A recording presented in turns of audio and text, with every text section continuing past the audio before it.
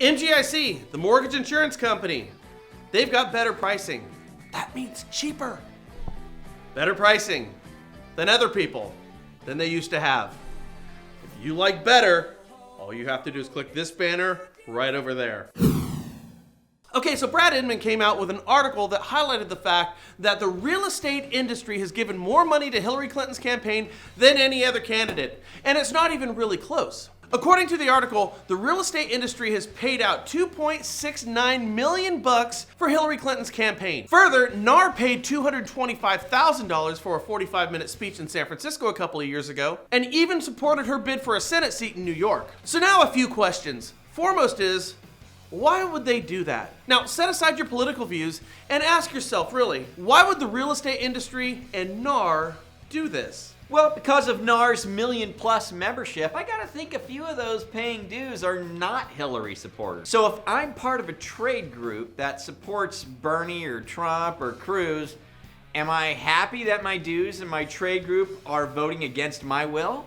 The question is this the duty of the trade group? I want to point out that the article goes on to say that NAR is not specifically endorsing or helping one individual candidate, but they've got a strong history of supporting certain people.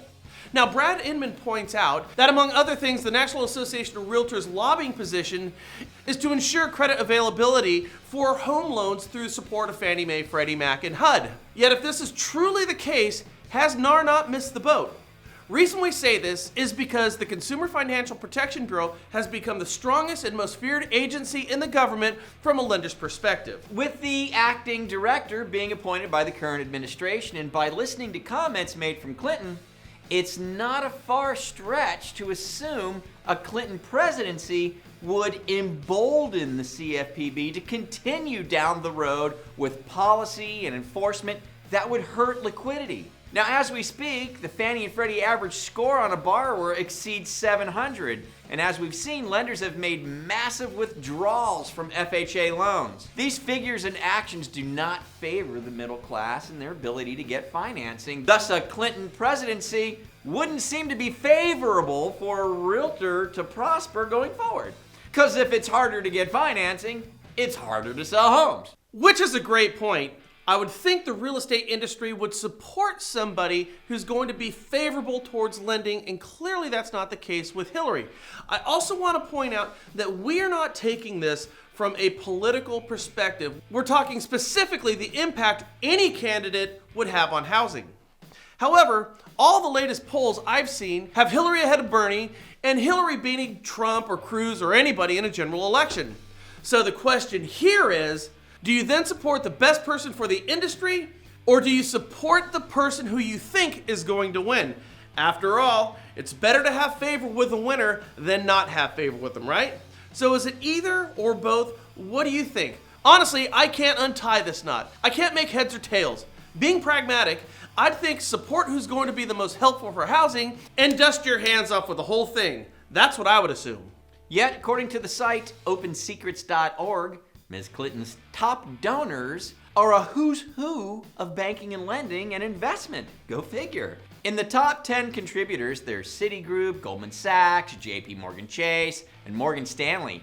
Now, if there were ever groups that I think would back someone else, it'd be these guys. Yet, there they are. Which only proves the game of politics is something we don't entirely understand over here.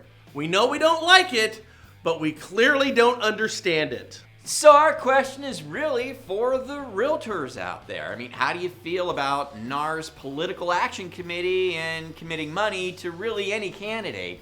Is it their place? Are they backing the right candidate, or are they missing the boat? Let us know what you think down below, and we'll share your guys' comments on a future show coming up this week. Okay, I want to get something out of the way right now. We're going to have some people who are going to say NAR doesn't support any candidates, it's all going through their political action committee, and a NAR agent doesn't necessarily have to contribute to that. With that said, NAR has the 6th largest lobbying group in all of Washington. Yeah. So clearly their hands are in everything. Right. And if you look at who they're hiring, and if you look at who it seems like they're backing, they've definitely got an angle on this. I mean, does it appeal to their base? Why are they doing that? Consider this. Your average profile of a real estate agent, according to NAR's own site, is a 57-year-old white woman. So I think Hillary would appeal more than some of these other bombastic, inflammatory candidates.